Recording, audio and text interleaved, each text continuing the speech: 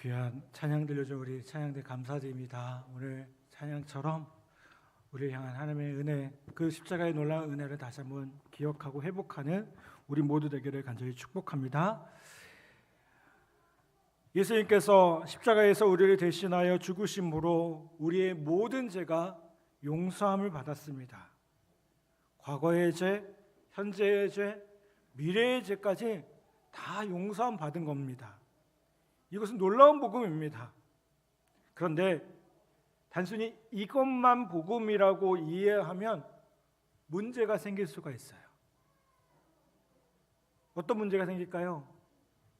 그렇게 되면 구원받은 이후 더 이상 거룩하게 살 이유가 없어지는 겁니다. 미래의 죄까지 다 용서함 받았는데 죄 안 짓고 선하게 살기 위해서 애쓸 필요가 없다는 것입니다. 그런데 여러분, 이런 믿음이 한국 교회와 또 교인들 사이에도 퍼져 있습니다.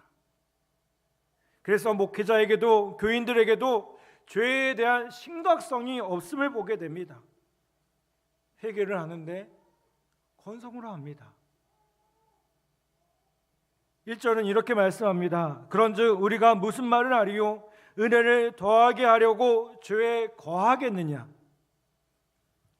예수 믿고 받은 은혜가 우리의 죄를 용서받은 은혜이기에 죄를 많이 지은 사람에게는 은혜가 많다는 것은 맞는 말입니다. 그래서 사도 바울은 뭐라고 얘기합니까? 죄가 더한 곳에 은혜가 더욱 넘쳤다라고 얘기합니다. 그러나 여러분, 이 말씀을 왜곡해서 죄를 많이 짓는 것이 좋은 것이라고 생각하면 안 된다는 거예요. 죄를 많이 지은 사람일수록 은혜를 많이 받는다, 이렇게 오해하면 안 된다는 겁니다. 죄가 더한 곳에 은혜가 더욱 넘쳤다라는 이 말씀은요, 죄를 많이 지은 사람에게 은혜가 넘친다는 그런 말이 아닙니다. 여러분, 우리는 모두 지옥에 갈 죄인들이에요. 누가 죄를 더 많이 지었냐, 덜 지었냐의 차이가 없습니다. 차이가 있다면 자신이 지옥에 갈 죄인임을 깨달았느냐, 여전히 자신이 지옥에 갈 죄인임을 모르느냐, 그 차이라는 거예요. 그러므로 이 말씀은 남보다 더 많이 죄를 지은 자를 가리키는 말이 아니라 자신이 지옥에 갈 죄인임을 깨달은 자에게 은혜가 넘친다는 그런 말이라는 겁니다. 여러분, 우리 자신이 어떤 죄인인지를 깨닫는 것은요, 이건 충격입니다. 그런데 십자가에 나타난 하나님의 은혜가 얼마나 큰지 깨닫는 것은요, 우리에게 더 큰 충격이에요. 예수님께서 이미 십자가에서 우리의 모든 죄를 용서하신 것을 깨달을 때 죄가 많은 곳에 은혜가 더욱 넘친다는 말씀이 적용되는 것이지, 죄를 더 지으라고 여전히 죄를 더 짓고 살라는 의미가 절대로 아니라는 겁니다. 그래서 2절에서 사도 바울은 이렇게 말씀합니다. 죄에 대하여 죽은 우리가 어찌 그 가운데 더 살리요? 여러분, 뭐라고 말씀해요? 죄에 대해서 죽은 우리가. 여러분, 이 말씀을 주목하셔야 됩니다. 우리는 그저 죄 사함, 죄 용서만 받은 것이 아닙니다. 우리는 어떤 존재예요? 죄에 대해서 죽은 사람들입니다. 한번 따라서 봅시다. 우리는 죄에 대해서 죽은 사람입니다. 아멘. 여러분, 우리가 죄에서 구원받는 길은요, 오직 죽는 것밖에 없습니다. 우리가 죄를 이기는 거요, 이게 우리 노력으로 가능합니까? 불가능해요. 제가 지난번에도 설교 때 말씀드린 것처럼 내가 죄 짓지 말아야지 이렇게 마음 먹으면 더 죄를 짓고 싶은 게 우리의 모습이에요. 노력해서 죄를 안 짓게 된 사람 없습니다. 그렇기 때문에 하나님께서 우리로 하여금 어떻게 하셨습니까? 죄에 대해서 죽게 하셨다는 거예요. 그럴 때 우리는 죄에서 벗어날 수가 있습니다. 여러분, 우리는 예수님께서 우리를 대신하여 죽으셨음을 믿습니다. 그런데 그뿐이 아닙니다. 우리는 예수님과 함께 우리와 연합해서 우리의 한 몸이 되어서 십자가에서 죽었다는 것을 분명히 아셔야 됩니다. 여러분, 예수님 십자가에서 돌아가셨습니다. 그런데 거기에 누가 있어요? 우리도 있어요. 우리도 십자가에서 죽은 겁니다. 우리가 세례를 받을 때 이 놀라운 은혜가 임한다고 사도 바울이 고백하고 있습니다. 그래서 3절 말씀을 보면 3절 말씀을 다른 번역을 보면 이렇게 말씀합니다. 세례를 받아 그리스도 예수와 하나가 된 우리는 모두 세례를 받을 때에 그와 함께 죽었다는 것을 여러분은 알지 못하십니까? 라고 말씀하고 있어요. 여러분, 세례가 무엇일까요? 이 세례는요, 죄를 씻는다는 의미가 있고요. 두 번째 의미는 뭐냐면 예수님과 연합해서 한 몸이 된다는 의미를 갖고 있어요. 그래서 여러분, 우리가 세례를 받을 때에 예수님의 죽음이 뭔가요? 그게 나와 상관없는 죽음이 아니라 나의 죽음이 되는 겁니다. 그래서 6절은 이렇게 말씀합니다. 우리의 옛사람이 예수와 함께 십자가에 못 박힌 것은 이라고 얘기합니다. 여러분, 세례받은 사람에게 죄사함을 받았다라는 믿음뿐만 아니라 어떤 고백도 있어야 될까요? 예수님이 죽었을 때, 십자가에서 돌아가셨을 때 나도 죽었다는 믿음이 있어야 된다는 겁니다. 예수님만 십자가에서 죽으신 것이 아니라 나도 죽은 거예요. 아멘. 갈라디아서 2장 20절에 뭐라고 말씀해요? 내가 그리스도와 함께 십자가에 못 박혔나니 그런즉 이제는 내가 사는 것이 아니요 오직 내 안에 그리스도께서 사시는 것이라. 아멘. 내가 그리스도와 함께 어떻게 했어요? 십자가에 못 박혔어요. 그리스도만 못 박힌 것이 아닙니다. 나도 그리스도와 함께 못 박힌 겁니다. 여러분, 이게 모든 성도들의 고백입니다. 세례를 통해서 이것이 우리 가운데 온전히 이루어졌다고 우리는 고백하고요, 이것을 믿습니다. 그런데 많은 그리스도인들이 뭐라고 얘기하면 자기가 죽었다는 게 잘 믿어지지 않는다고 말해요. 나는 안 죽었나 봐요. 언제 그러나요? 자꾸 이 성질이 올라오고 음욕도 사라지지 않고 욕심도 없어지지 않고 분노가 막 올라오고 이 이기심이 없어져야 되는데 그것이 안 된다는 거예요. 자신이 죽은 것 같기도 하고 아닌 것 같기도 하다는 거예요. 여러분, 그런데 이 문제에 대해서 바울은 6절에서 분명히 하는 것이 있습니다. 무엇을 얘기하느냐? 예수님과 함께 죽은 것은 무엇이냐? 우리의 옛사람입니다. 우리 육신이 아니에요. 우리가 육신이 죽었다면 우리 어디 있어야 돼요? 어디 있어야 돼요? 무덤이 있어야 돼요. 그렇죠? 죽은 것은 뭐예요? 죄의 종로를 타는 우리의 옛사람이에요. 아멘? 내 자아예요. 우리의 육신은 여전히 살아있습니다. 그래서 혈기, 욕심, 이기적인 마음, 음란한 생각이 우리 안에 그대로 다 있다는 겁니다. 옛사람은 죽었지만 죄의 욕망은 없어지지 않는다는 겁니다. 그러면 여러분, 예수님과 함께 옛사람이 죽은 것이 어떤 의미가 있겠습니까? 우리 속에 육신의 욕망은 여전히 존재하지만 더 이상 육신이요 욕망의 종로로 타고 살지 않게 됩니다. 죄가 지배하던 옛사람이 어떻게 됐어요? 죽었습니다. 한번 따라합시다. 우리의 옛사람이 죽었습니다. 그래서 어떻게 됐어요? 더 이상 죄가 우리를 지배하지 못하는 겁니다. 죄가 우리를 지옥으로 끌고 갈 수도 없고요, 다시 죄짓게 할 수도 없습니다. 우리는 이제는 예수님의 생명으로 거듭난 자가 되었기 때문에 죄가 어떻게 우리를 할 수 없다는 겁니다. 그래서 6절에 이렇게 말씀하죠. 다시는 우리가 죄에게 종노릇 하지 아니하려 함이니. 여러분, 우리의 옛사람이 십자가에서 죽었기 때문에 우리는 더 이상 죄의 노예가 아닙니다. 아멘. 7절은 이렇게 얘기하죠. 죽은 사람은 이미 죄의 세력에서, 죄에서 벗어나서 의롭다 되었습니다, 해방되었습니다 라고 말씀하고 있어요. 여러분, 육신은 죽지 않았는데 자가가 죽었다? 여러분, 이게 이해하기가 쉽지 않아요.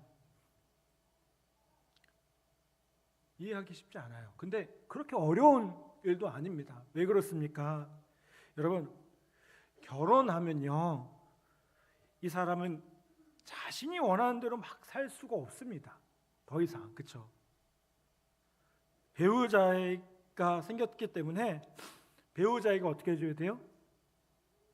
순종하고 사랑하고 맞추고 하며 살아가야 돼요. 이게 결혼의 모습입니다.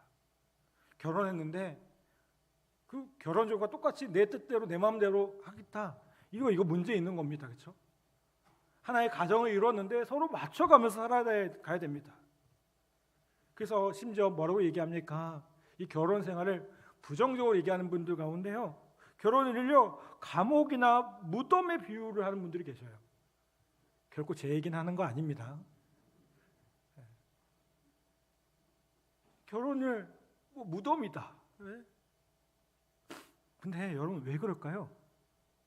결혼이 자아의 죽음을 요구하기 때문에 그래요. 근데 여러분, 이게 불행한 겁니까? 불행합니까? 내가 결혼해서 내가 하고 싶은 거 못한다고 해서 불행한 겁니까? 그럼 큰일 나요. 그렇죠? 내가 행복하게 가정을 이뤘는데 내가 하고 싶은 거 조금 못한다고 해서 그게 불행한 겁니까? 아니잖아요. 여러분, 결혼 생활이 왜 자꾸만 문제가 생기죠? 왜 어려움이 생깁니까? 이게 서로의 자아가 죽지 않아서 부딪힐 때 문제가 생기는 겁니다. 결혼 전에 내 모습, 그걸 가지고 상대방에게 요구를 해요. 왜 당신은 내 기준대로 하지 못하냐고, 내가 그거 하나 부탁했는데 들어주지 못하냐고. 그게 하나가 뭔가요? 되게 어려운 얘기죠. 그렇죠? 여러분,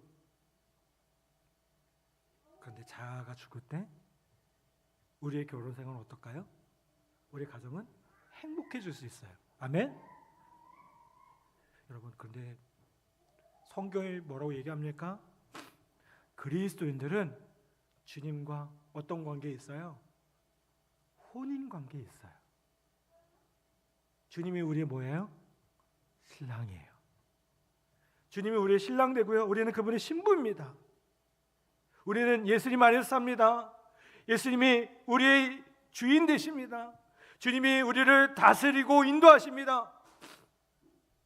우리의 육신의 욕구는 여전히 있지만 우리는 그저 육신대로 살지 않아요. 왜요? 예수님께서 우리의 주인 되시고 우리의 신랑 되시기 때문에. 아멘. 어느 성도가요, 직장 복음화의 사명을 품었답니다. 아마 국방대교회 성도들 같은 아주 그 믿음이 좋은 성도였던 것 같아요. 근데 어느 날 회식 자리에서요, 상무님이 주는 술잔을 거절했다가 그 옆자리에 있는 중견 간부로부터 뺨을 맞았답니다. 그럴 수 있겠죠, 그렇죠? 근데 이게 너무 충격이 큰 거예요. 이제 물론 이러면 이제 요즘에는 큰일 납니다, 그렇죠? 너무나도 큰 충격을 받아가지고 사표를 쓸 마음으로 휴가를 내고 그 다음날 기도원에 올라갔답니다. 근데 기도를 하다 보니까 주님의 음성이 들리는 거예요. 이런 음성이 들렸답니다. 나는 십자가에 달리기까지 했는데 직장을 복음화하겠다는 너는 뺨 한 대 맞은 것을 견딜 수 없느냐? 정말 한 대 맞은 것 같은 거예요, 예수님께. 주님의 말씀에 그가 울면서요, 기도원에 내려와 다음날 다시 출근을 합니다. 여러분, 자아가 죽었다는 것은 뭘 의미합니까? 육신이 이끄는 대로 살지 않겠다는 것입니다. 전에는 육신의 종노하며 살았습니다. 내 혈기대로, 내 감정대로, 내 계획대로, 내 야망대로 살았습니다. 그런데 그것이 예수님과 함께 죽었습니다. 나의 옛사람, 나의 자아는 죽은 겁니다. 이제는 육신이 하자는 대로 살지 않고 주님이 하고자 하는 대로, 주님이 원하시는 대로 살아갈 수 있다는 겁니다. 그런데 여러분, 이 사람의 죽음이 분명하게 느껴진다는 분이 많지 않음을 보게 돼요. 맞습니다. 여러분, 믿음은 느낌이 아니기 때문에 그래요. 느낌이 아니에요. 우리의 옛사람의 죽음은 죽이려고 노력한다고 해서 죽어지는 것이 아닙니다. 여러분, 경건하게 살아가다 보면 어떻게 될까요? 서서히 이루어지는 것도 아니에요. 육신의 욕망이 사라져서 죽은 줄 알게 되는 것도 아님을 보게 돼요. 그러면 어떻게 알아야 될까요? 옛사람의 죽음은 오직 신실하신 하나님의 약속을 보고 아는 것입니다. 하나님께서 예수님의 십자가를 통해서 이미 완전히 이루어 놓으셨음을 알고 내가 죽었구나. 그리고 어떻게 하는 거예요? 아멘. 그것을 믿고 감사하며 누리는 것이라는 겁니다. 아멘. 여러분, 사도 바울은 그래서 강력하게 권면합니다. 11절에 뭐라고 말씀합니까? 이와 같이 너희도 너희 자신을 죄에 대하여는 죽은 자요 라고 말씀합니다. 여러분, 우리 육신 안에서 죄의 욕망이 일어날 때 담대히 외치라는 거예요. 어떻게 해요? 나는 이미 죽었어. 나는 십자가에서 나도 죽었어. 예수님만 죽은 것이 아니라 나의 육신, 나의 십자가의 모습 죽었어. 여러분, 그러면 죄는 더 이상 우리를 지배할 수 없다는 것입니다. 여러분, 이제는 진짜 믿으셔야 돼요. 아멘. 나의 옛사람은 이미 죽었다. 죄야, 사탄아, 너 나 못 건드려. 그럼 권한이 없어. 왜요? 내 안에 사시는 분은 누구세요? 예수님이세요. 나의 주인 되신 분 누구세요? 예수님이세요. 나의 신랑 되신 분 누구세요? 예수님이세요. 아멘. 여러분, 이렇게 믿고 선포하면 죄가 우리를 주장할 수 없다는 겁니다. 지배할 수 없다는 겁니다. 그래서 14절 이렇게 말씀합니다. 죄가 너희를 주장하지 못하리니. 여러분, 예수님은 우리를 죄에서 종노릇 하는 데서 우리를 건지시려고, 우리를 구원하시기 위해서 십자가에서 죽으셨습니다. 이것이 자아가 죽은 삶입니다. 육신은 여전히 역사하지만 더 이상 육신을 따라 살지 않고요, 죄의 종로로 타지 않고요, 우리의 자아가, 우리의 옛자아가 우리를 아무리 넘어뜨리려고 해도 믿음으로 고백하고 선포하면서 살아가는 것이 진정한 구원의 삶이라는 겁니다. 아멘. 사랑하는 여러분, 우리는 이미 죽은 사람입니다. 이 말씀을 듣기만 하고 믿음으로 받아들이지 않으면 우리의 삶이 바뀌지 않습니다. 안 바뀌어요. 여러분, 우리가 고백하셔야 됩니다.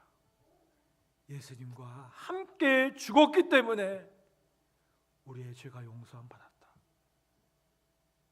더 이상 죄가 나를 어떻게 할 수 없다. 아멘. 여러분, 그렇다면 이제 우리가 이미 죽었다면 말 한마디를 해도 11절 말씀처럼 어떻게 됩니까? 그리스도 예수 안에 있다는 것을 분명히 해야 됩니다. 우리 11절 말씀 한번 봉독해 볼까요? 11절 말씀 우리 함께 봉독합니다. 시작. 이와 같이 너희도 너희 자신을 죄에 대하여는 죽은 자요 그리스도 예수 안에서 하나님에 대하여는 살아있는 자로 여길지어다. 아멘. 여러분, 우리 자신은 어떻게 돼야 돼요? 죄에 대해서 죽었습니다. 그리스도 예수 안에서 하나님에 대하여는 살아있는 자로 여기셔야 됩니다. 여러분, 우리의 몸도 우리의 삶도 우리는 그분의 것입니다. 그분 안에 있습니다. 여러분, 그 한 사람만 이렇게 살아도요, 가정이 변합니다. 한 사람만 그렇게 살아도요, 교회가 변합니다. 부대요, 그 한 사람만 변해도 우리의 삶의 자리가 이렇게 고백하는 사람으로 다시 한번 세워지는 귀한 은혜가 있기를 간절히 바랍니다. 여러분, 다시 한번 따서 해봅시다. 이제 나는 예수 안에 있습니다. 아멘. 여러분, 분명히 고백하십시오. 예수 안에 있습니다. 죄의 유혹이, 육신의 그 죄의 유혹이 우리를 힘들게 할 때마다 나는 예수 안에 있습니다. 예수로 충만한 삶을 살고 있습니다. 아멘. 그 고백 가운데 주 안에서 정말 복된 삶을 살아가는 우리 귀한 성도들 다 되시기를 간절히 축복합니다. 아멘. 그렇게 주님의 이름으로 주님 안에 살아가는 우리 모든 성도들 되시기를 간절히 축복합니다. 이 시간 우리 말씀을 기억하며